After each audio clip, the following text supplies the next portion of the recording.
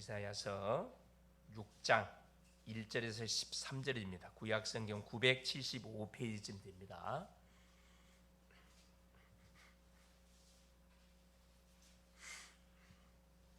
같이 합독하십니다.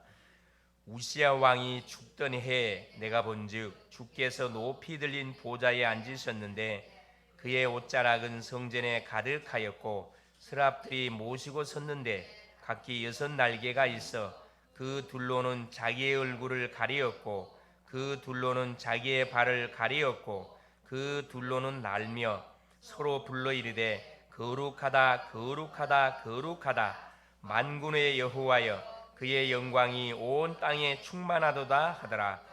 이같이 화답하는 자의 소리로 말미암아 문지방의 터가 요동하며 성전의 연기가 충만한지라. 그때 내가 말하되 화로다 나여 망하게 되었도다. 나는 입술이 부정한 사람이요 나는 입술이 부정한 백성 중에 거주하면서 만군의 여호와이신 왕을 배웠음이로다 하였더라. 그때 그 스랍 중에 하나가 부젓가락으로 제단에서 집은 바 빈 숯을 손에 가지고 내게로 날아와서 그것을 내 입술에 대면이되 보라 이것이 내 입에 닿았으니 내 악이 제하여 졌고 내 죄가 사하여 졌느니라 하더라.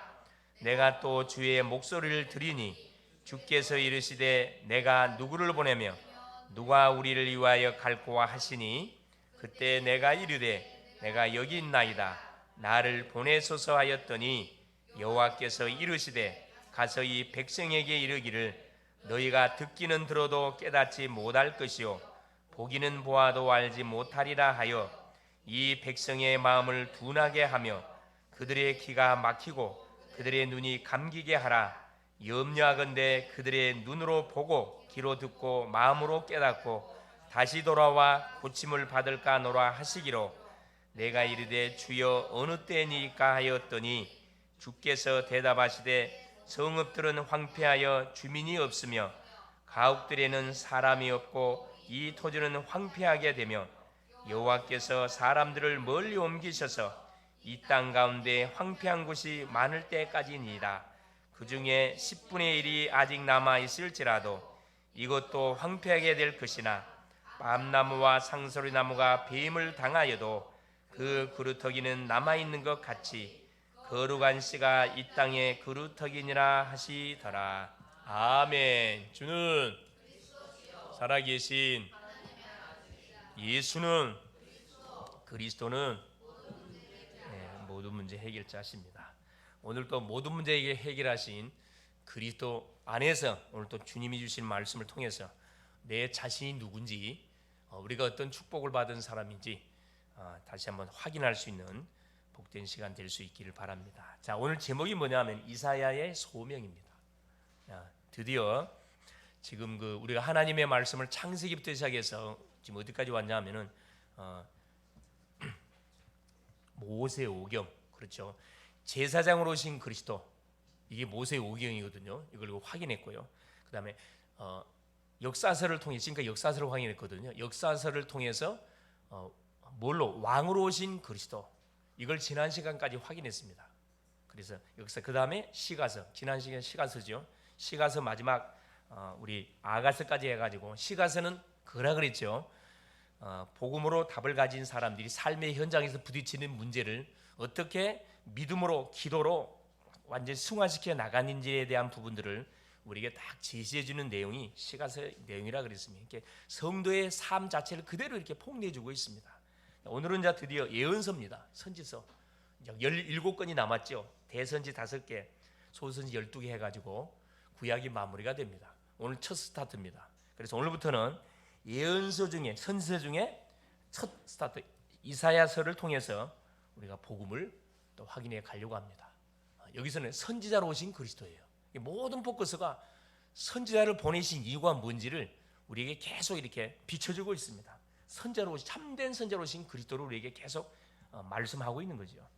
그래서 이사야서는 구약의 복음서라고 이야기합니다.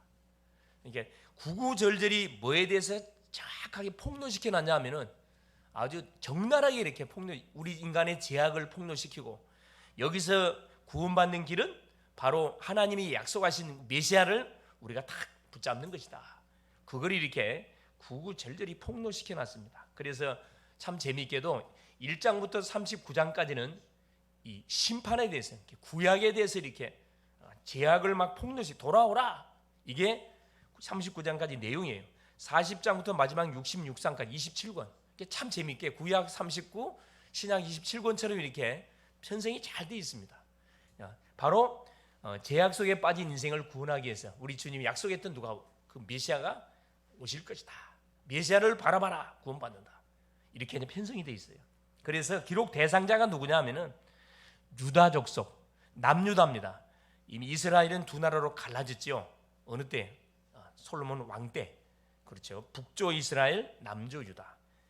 그렇죠. 그래서 기록 대상은 이사야 선지자가 선지자 사역을 할 수 있도록 부름받았던 바로 대상이 누구냐? 유다 민족입니다. 그것도 예루살렘 지역에서 거의 한 몇 년 동안을 선지자 사역을 했냐면 거의 한 50년 동안, 60년 동안 선지자 사역을 했습니다. 하나님이 귀하게 썼던 그런 선지자.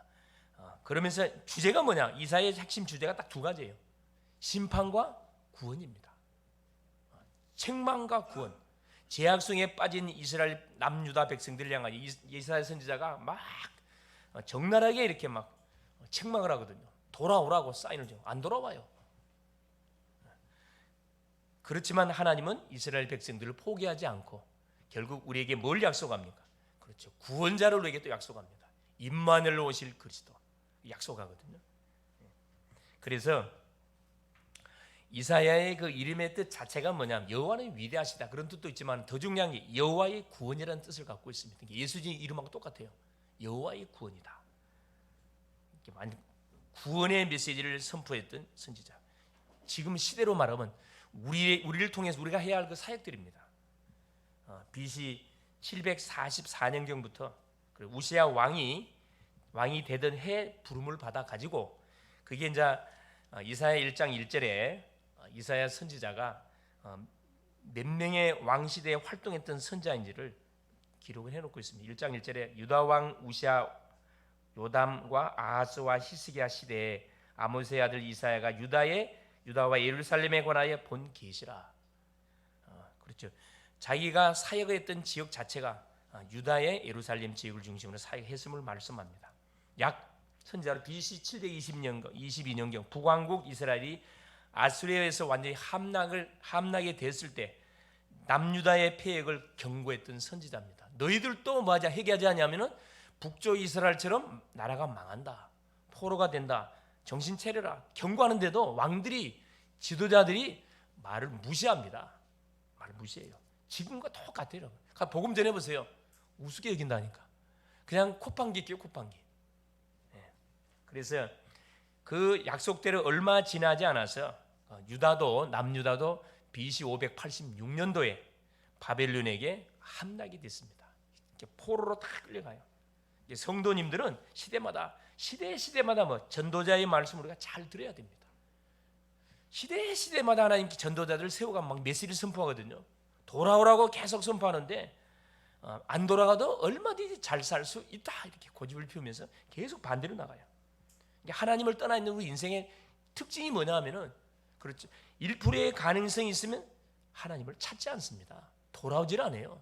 완전히 바닥 상태 될 때까지 동서남북이 막히고 더 이상 내 힘으로 할 수 있는 가능성이 완전히 없다는 게, 죽음 직전에 가야 우리 인생은 뭐합니까? 그때 무릎을 꿇어요.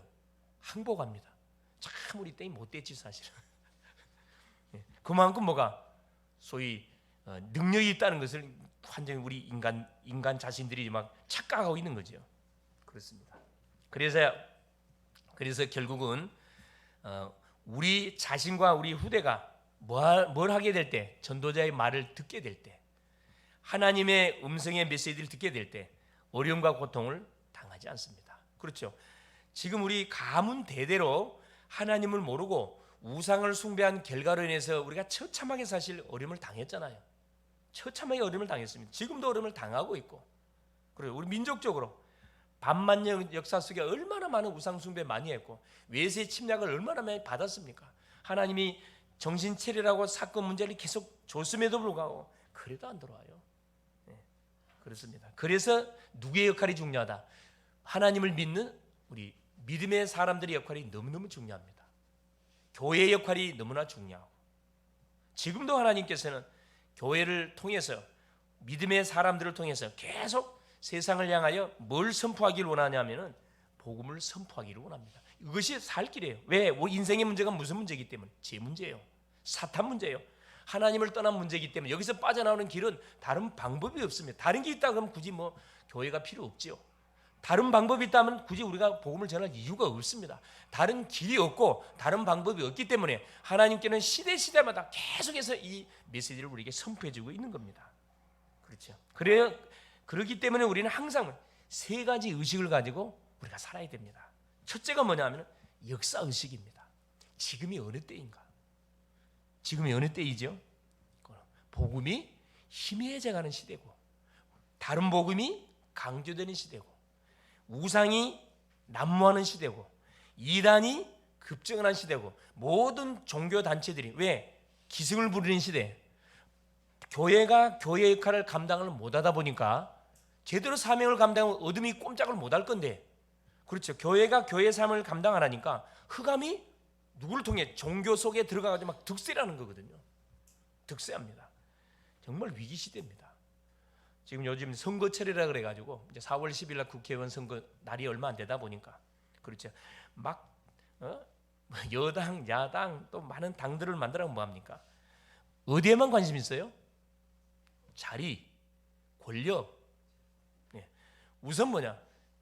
자리, 권력, 여기에만 관심이 있지 정책, 이 나라를 어떻게 정말로 이렇게 부강한 나라로 만들어 가야 할 것인가, 세계를 섬기는 나라로 섬겨야, 이 정책에 대해서는 아무것도 없어요. 계속 소리망망 대고 있다니까. 서로 상대를 막 계속 헐뜯으면서 굉장히 미련한 지금 정치 활동들을 하고 있습니다.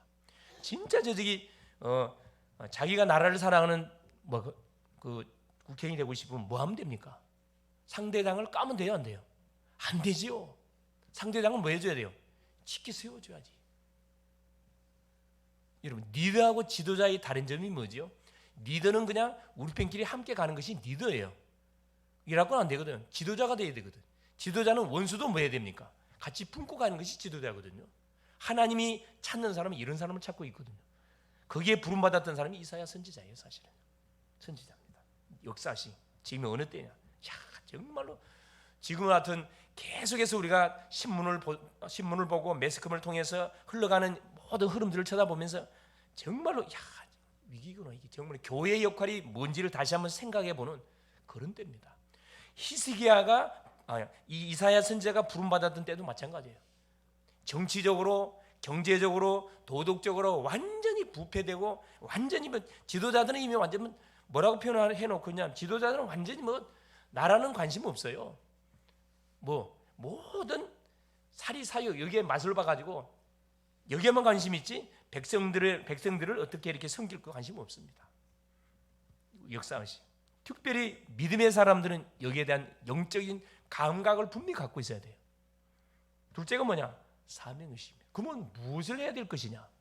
이런 위기 상황 속에 교회는, 구원받은 주의 성도인 나는 무엇을 해야 할 것인가? 뭐 해야 되겠죠? 첫째는 기도해야 되겠죠. 하나님이 역사하지 않으면 어떤 것도 되지 않습니다. 정말 우리가 무릎 꿇고 나라와 민족을 위해서, 정말로 대통령과 지도자들을 위해서 정말 우리가 기도해야 됩니다. 저들이 올바른 정말 길로 가도록, 올바른 정치를 펼쳐나갈 수 있도록 정말 우리가 새벽으로, 낮으로, 밤으로 정말 부르짖고 기도해야 돼요. 우리나라가 어디 터에 세워진 나라예요? 그래요. 우리 복음의 터에 세워진 나라, 우리나라예요.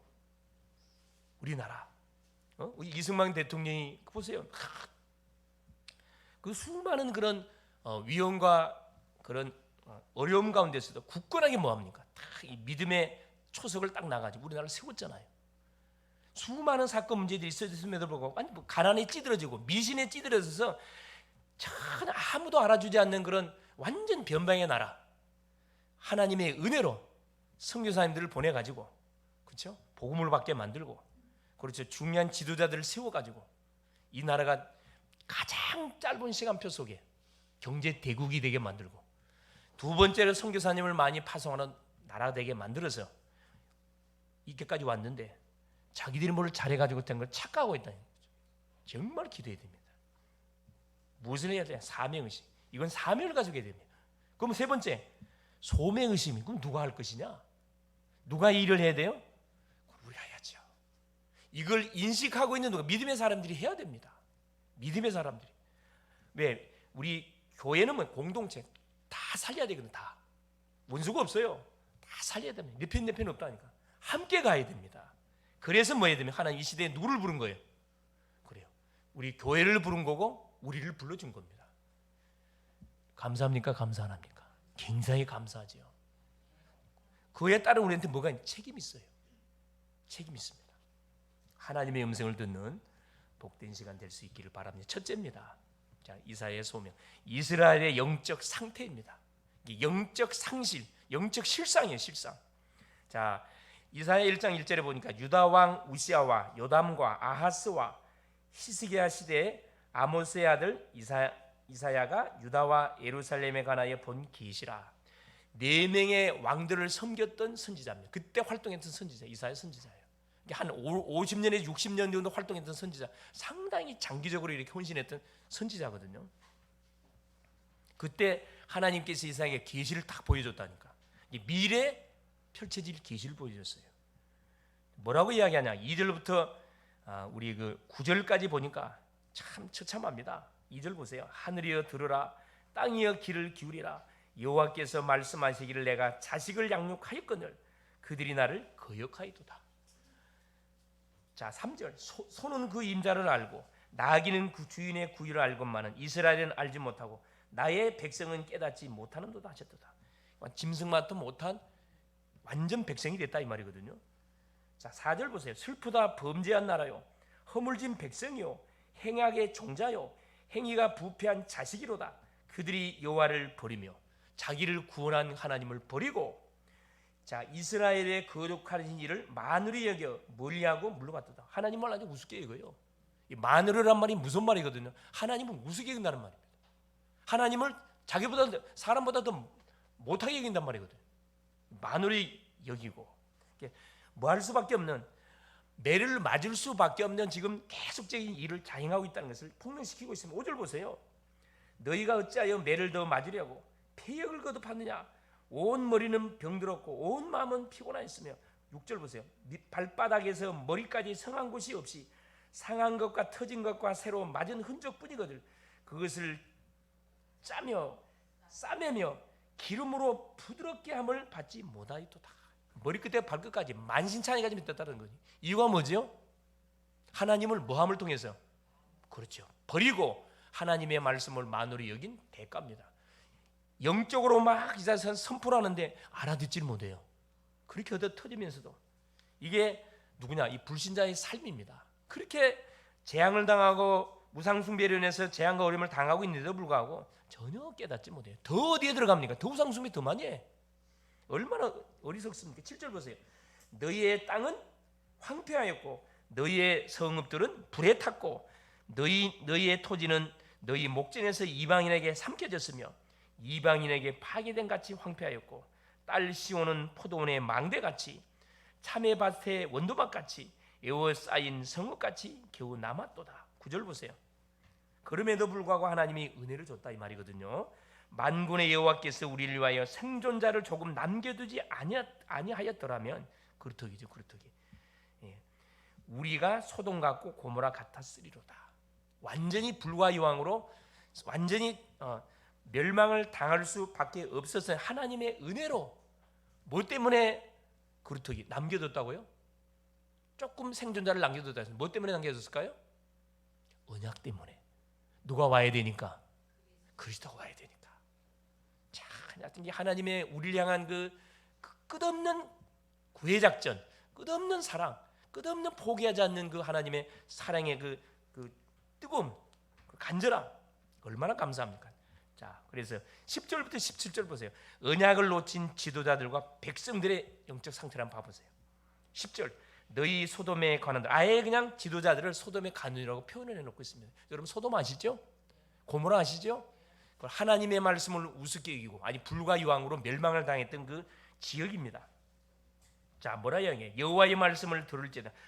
너희 고모라의 백성아, 우리 하나님의 법에 길을 기를지어다. 11절 여호와께서 말씀하시되 너희의 무수한 재물이 내게 무엇이 유익하고 나는 순양의 번제와 살진 짐승의 기름에 배불렀고 나는 수송아지와 어린 양이나 순염소의 피를 기뻐하지 아니하였노라. 자, 12절 보세요.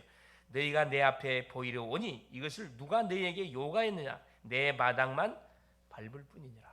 이때 당시 지도자들, 이때 수많은 백성들이 어떤 상태냐? 하나님께 예배를 드리러 나오긴 나와요. 근데 마음은 어디가 있다고요? 공밭에 가 있어요. 전혀 중심은 상관없어. 그냥 의식에 잡혀갖고 마는 거죠. 의식을 하는 거야. 종교 의식을 하는 거예요.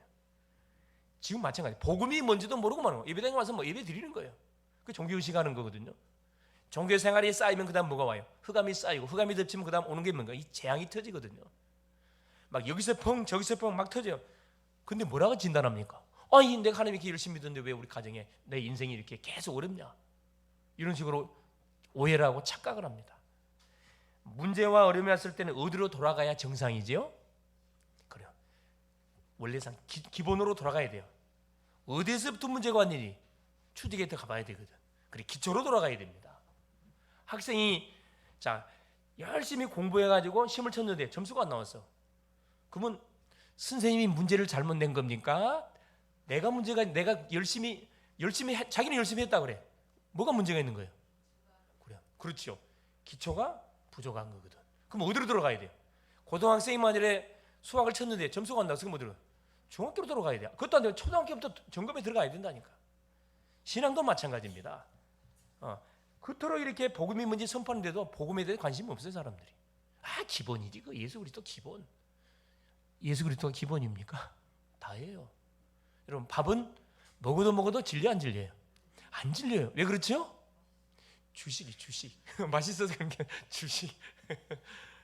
복음도 마찬가지. 들으면 들을수록 이게 각인 뿌리 체질 대화가 돼. 힘이 나야 되거든. 왜 날마다 하는 소리 또 하냐? 그게 병든 겁니다 여러분. 병든 거예요. 원위치로 돌아가야 돼. 원위치로. 기초로 돌아가야 됩니다. 그래 점검은 농담 정말이에요. 대부분 목사님들이 신학교 때 다 배웠다 그래. 배웠는데 그러고 있어요. 계속 보란듯이 계속 어려움당합니다. 어려움당해요. 자 그러면서 계속 말씀합니다. 설명이 필요 없을 만큼 구구절절히 읽어만 봐도 완전 뭐 어떤 상태인지는 쫙 가슴에 다가오잖아요. 이거면 설명이 필요 없어요. 자 그러면서 보세요. 내 마당만 밟을 뿐이라. 마당만 밟고 가는 거라 그냥. 하나님이 주시는 말씀은 기억도 안 나. 뭐만 기억하고 가요? 그냥 우스갯소리만 기억하고 가는 거예요. 그냥. 13절 보세요. 헛된 재물을 다시 가져오지 말라. 분향은 내가 가정이 여기는 바요. 월삭과 안식일과 대회로 모이는 것도 그러하니 성회와 아울러 악을 행하는 것을 내가 견디지 못하겠노라. 많은 안식일제도 월삭 많은 그릇 주 앞에 나와서 예배하는 많은 대회들이 있는데 하나님은 그거 원치 않는데요. 원치 않는데. 그러면서 뭐라 이야기하냐? 14절 내 마음이 너희의 월삭과 정한 절기를 싫어하니 그것이 내게 무거운 짐이라 내가 지기에 곤배하였느니라. 자 15절 보세요. 무슨 말씀 해놨습니다. 너희가 손을 펼 때 내가 내 눈을 너희에게서 가리고 너희가 많이 기도할지라도 내가 듣지 아니하리니 이는 너희의 손에 뭐가 가득함이라? 피가 가득함이라. 계속 뭐 하는 거예요? 정죄하는 거라. 우리 주님이 말씀했죠. 직접 살인 중에 이제 무슨 살인 마음으로 사람을 미워하는 것 자체가 뭐다 그랬어? 이미 살인했다 그랬거든요. 계속 많은 거라. 계속 정죄하고 서로 막 계속 정죄하는 거라. 자기가 하나님이 되는 거지. 자기가 하나님이 돼 가지고 막 심판하는 거예요. 그게 아니잖아요. 자, 그러면서 또 보세요. 자, 이 의식에 빠져서 하나님께서 노골적으로 이렇게 해요. 나는 너희들이 드리는 예배 받고 싶지 않는다. 원하지 않는다. 계속 말씀합니다. 그러면서 16절 너희는 스스로 씻으며 스스로 깨끗하게 하여 내 목전에서 너희 악을 행실을 버리며 행악을 그치고 계속 하나님이 기회를 주거든요. 다시 돌아올 수 있도록 계속 기회를 줍니다. 자 18절 보세요. 여호와께서 말씀하시되 오라 우리가 서로 변론하자. 한번 양심적으로 한번 와서 이야기 한번 해보자는 거라. 내가 지금 심하게 너희 잘못 지적하고 있는 건지, 너희들이 정말로 하나님의 말씀을 완전히 떠나서 이렇게 잘못된 길을 가고 있는 건지 한번 당당하게 한번 대화를 해보자는 거거든. 와서 오라, 우리가 변론해보자. 너희 죄가 주홍 같을지라도 눈과 같이 휘어질 것이요. 죄가, 여러분 눈 있죠? 눈이 쌓이면 어떻게 되죠? 눈 밑에 쌓인 게 보여요, 안 보여요? 더러운 게 안 보입니다. 그걸 이야기하는, 그걸 파내면 뭐가 드러나요? 더러운 것이 그대로 드러나요. 그 상태를 지금 너희들의 상태를 이 상태라는 거죠.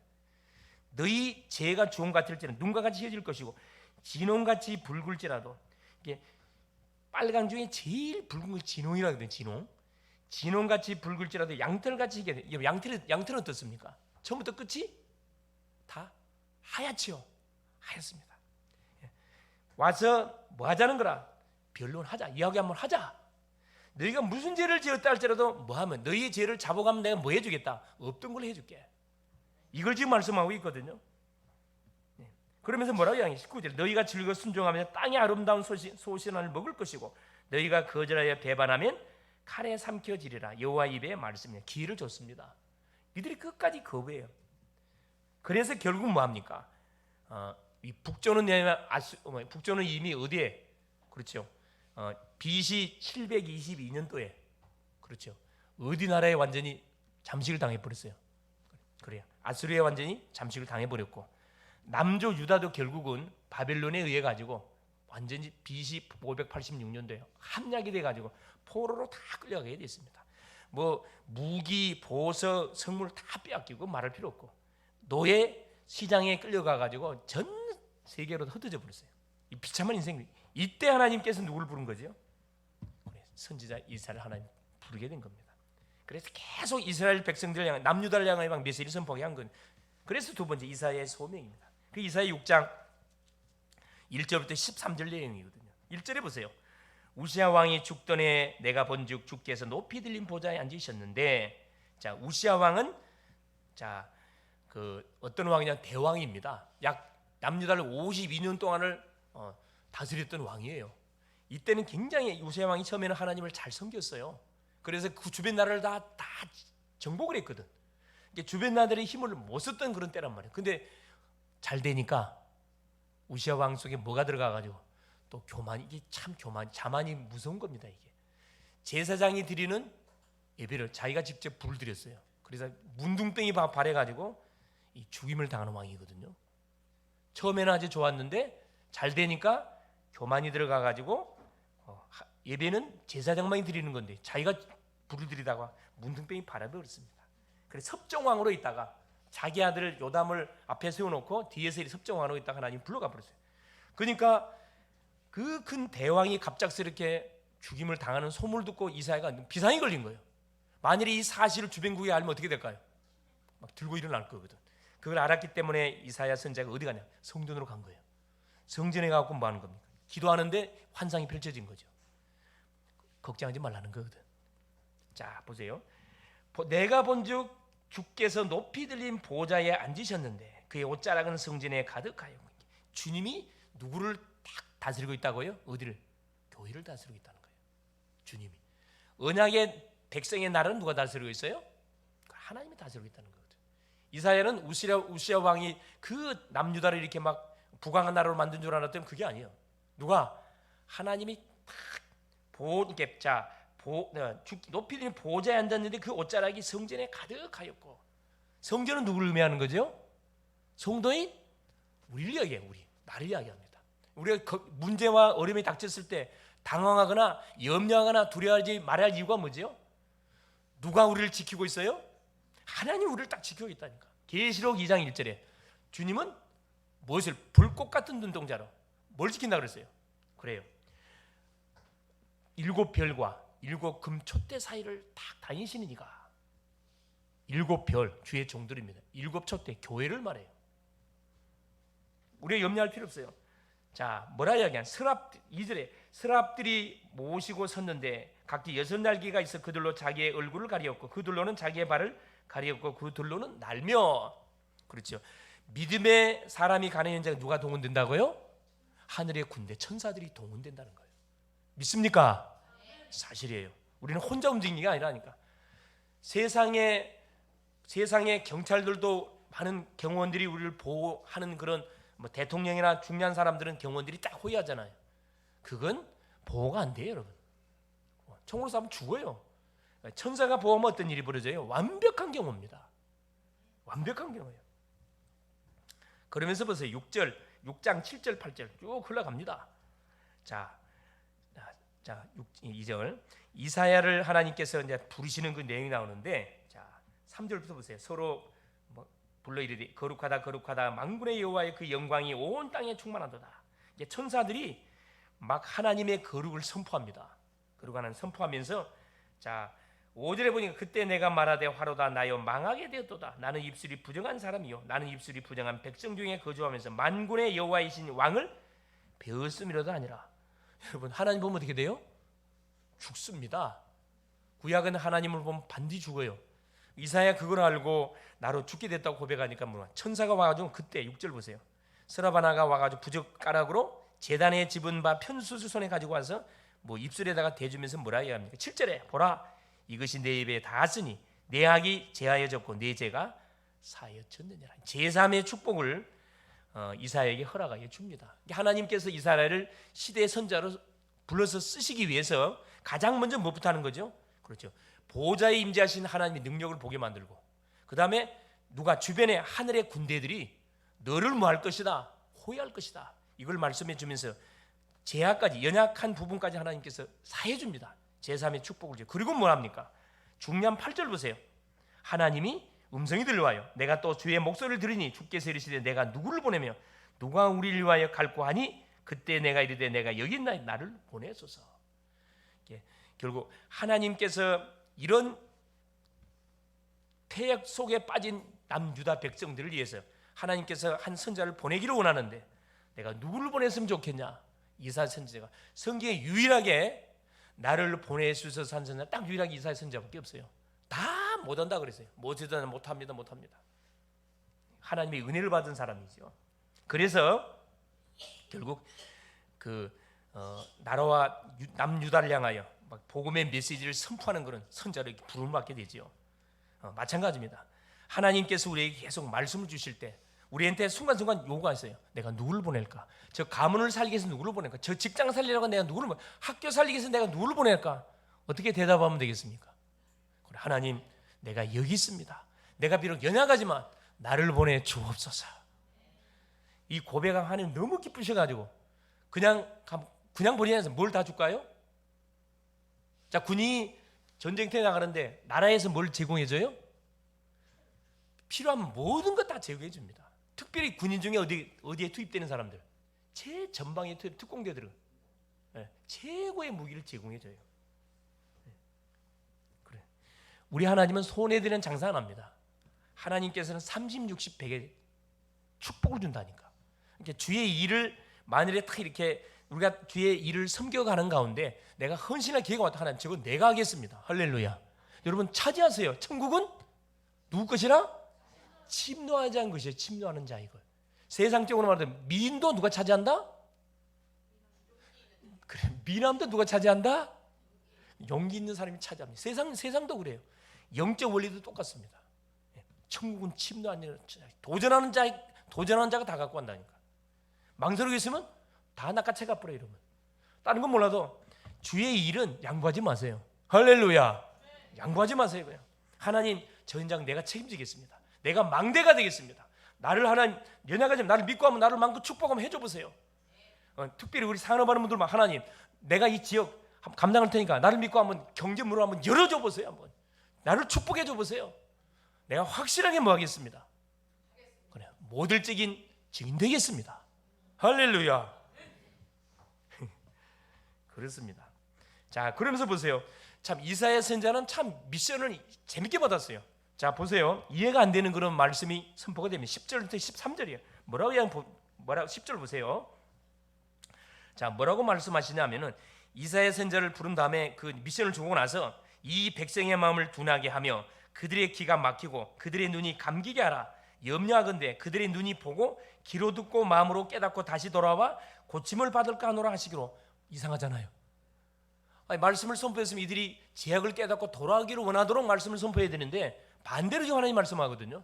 저들이 행위를 깨닫지 못하도록 하라고 지금 말씀하고 있거든요. 이상하지요? 뭐가 이미 결정됐다는 거죠? 심판이 결정됐다는 겁니다. 저들에게 아무리 가서 복음을 전해줘도 듣는다 안 듣는다? 안 듣는다는 거예요. 비유로 말씀하면 비유로.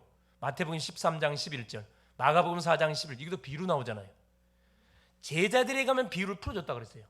제자가 아닌 사람들은 비유를 알아듣지 못하도록 하는 게 봉해버렸다 그랬거든. 뭐 이단들은 이거 이상하게 해석하지만은 말도 안 되는 그런 해석을 하는데, 이거 11절, 내가 이르되 주여 어느 때까지니까 하였더니 주께서 대답하시되 성읍들은 황폐하여 주민이 없고 가옥되려는 사람이 없고 이 토지는 황폐하게 되면 12절, 여호와께서 사람들을 멀리 옮기셔서 이 땅 가운데 황폐한 곳이 많을 때까지니라. 뭘 말씀하고 있는 거죠? 이미 남유다 백성들이 그렇게 하나님께서 메시지를 선포하고 돌아오라고 기회를 줬음에도 불구하고 돌아오지 않습니다. 그러니까 하나님께서 뭐라 이야기합니까? 이들이 어디? 바벨론에 어디? 바벨론에서 나라가 망하고 포로로 완전 다 잡혀갈 때까지 뭐라는 거라. 이것이 유효하다 말씀하고 있는 거예요. 그러면 마지막 13절 보세요. 그 중에 10분의 1이 아직 남아있을지라도 이것도 황폐하게 될 것이나 밤나무와 상수리나무가 배임을 당하여도 그 그루터기 남아있는 것 같이 거룩한 씨가 이 땅에 그루터기니라 하시네. 이 그루터기란 말은 두 가지 뜻이 있어요. 남은 자란 뜻이 있고 찌꺼기란 뜻이 있습니다. 영어에 참 재밌는 단어예요. 남은 자, 이게 성경에서 복음담으로 중요한 단어예요. 이 단어가 찌꺼기, 아무 쓰잘데기 없는 그런 연약한 인생처럼 보이는데 그 인생 속에 뭐가 복음이 들어가면 뭐가 돼버려요? 그래요. 남은 자가 돼가지고 뭘 이어가는 그 모든 언약의 계보를 이어가는 주인공이 된다 이 말이거든요. 주인공이 된다 이 말이야. 여기서 보면 밤나무 상수나무 뭘 이야기하는 거냐? 어른들을 이야기합니다. 언약을 놓쳐버리고 완전히 제약 속에 빠진 어른들, 이들은 다 잘라버리겠다는, 다 없애겠다는 거거든요. 상수리 나무와 밤나무와 상수리 나무가 배임을 당하여도 이미 어른들, 지도자들 하나님 싹 제거하겠다는 거거든요. 그대로 돼버렸어요. 그렇다기는 렘넌트를 남겨두겠다는 거거든. 그러니까 우리 자녀들을 통해서 새롭게 하나님께서 말하겠다, 이 구원사역을 펼쳐가겠다는 겁니다. 세 번째입니다. 그래서 하나님께서 마지막으로 이사야 선지자를 통해서 줬던 언약 메시지, 임마누엘의 언약을 이들에게 주신 거예요. 그 이사야 7장 1절 14절 내용입니다. 아하스 왕이, 이때 당시 아하스 왕이 다스리고 있었는데, 자, 우시야 왕은 선한 왕이었지만 마지막에 교만해 가지고 죽임을 당하는 왕이고, 둘째 왕이었던 아들 요담 왕은 굉장히 선한 왕이었습니다. 하나님을 잘 섬겼어요. 셋째, 소위 말하는 이제 그 계대로 말하면 몇 번째 왕이냐면은 8번째, 9번째, 이 11번째 왕, 요 아하스 왕은 정말 악한 왕이에요. 어느 정도 악했냐? 자기 아들을 몰래에게 바쳤어요. 불로 태워서 인신 공양을 하는 왕입니다. 이건 맞아 죽어야 할 왕이지 사실은. 이 아하스 왕이요. 이 아하스 왕이 누구를 죽였다 그래? 아하스 왕, 악한 왕. 끝까지 하나님 말씀 듣지 않아요. 하나님 뭐라 이야기합니까? 이사야 선지자에게 자기 아들 수알 야곱하고 가가지고 뭐라 그래요? 아하스 왕에게 말씀을 전하게 합니다. 한 징조를 구하라 그래요. 지금 어떤 일이 벌어지냐면은 애굽 왕하고 아람 왕이 손을 잡고 또 누구 에브라임 북쪽 이스라엘 망해버렸죠. 이 왕들이 손을 잡고 남유다를 공격하기 위해서 연합을 합니다. 그 소문을 들었던 아하스가 뭐 비상이 걸린 거라. 그러면 하나님께 무릎을 꿇어야 될 거 아니야. 그래서 하나님께 징조를 구하라. 저들 때문에 너희 좀 두려워하지 마라. 저들은 부지깽이에 불과하다. 그 메시지인데 나는 징조를 구하지 않겠습니다. 난 기도하지 않겠습니다 이 말이거든. 그래서 결국은 이 악한 아하스 왕, 약한 아하스 왕의 하나님께서 그런 구하지 않음에도 하나님 징조를 줘요. 처녀가 잉태의 아들을 낳을 것이 그 이름을 임마누엘. 그게 이사야 7장 14절 그 유명한 말씀이거든요. 메시아의 동정녀 탄생, 창세기 3장 15절 언약을 성취시키기 위해서 하나님께서 이 징조를 구하라 그러는데 그걸 구하지 않습니다. 언약과는 상관없는 왕, 당연히 멸망을 당해야 되죠. 결국 뭐냐? 그 임마누엘의 언약이 뭐죠? 인생 모든 문제의 해결자란 말입니다. 이 임마누엘의 주인공이신 그리스도를 붙잡으면 뭐하겠다? 포로로 잡혀가도 전혀 뭐하지 않는다. 문제되지 않는다. 문제되지 않는다. 그 말씀입니다. 7장 10절부터 보시면 그 말씀이 나와요. 여호와께서 아하스에게 말씀하이르되 너는 내 하나님 여호와께 찬 징조를 구하되 깊은 데서든지 높은 데서든지 구하라 하시니 아하스가 이르되 나는 구하지 아니하겠나이다. 나는 여호와를 시험하지 아니하겠나이다. 완전히 그 자만성에 빠지는 왕입니다. 사단에 잡히니까 그래요.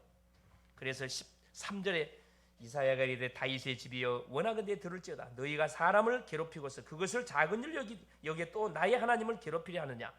그러므로 주께서 친히 징조를 너에게 주실 거예요. 보라, 처녀가 잉태 아들 낳을 것이 그의 이름을 임마누엘 하리라. 그분이 오게 되면 나머지 뒤에 딱 설명이 났습니다. 악을 버리고 선을 택할 줄 알 때가 되면 엉긴 젖과 꿀을 먹을 것이라.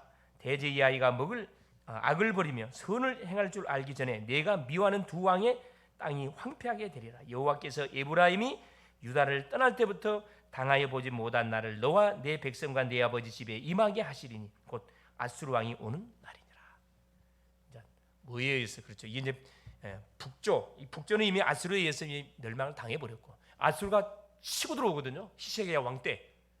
그래서 히스기야가 너무 다급한 나머지 뭐 합니까?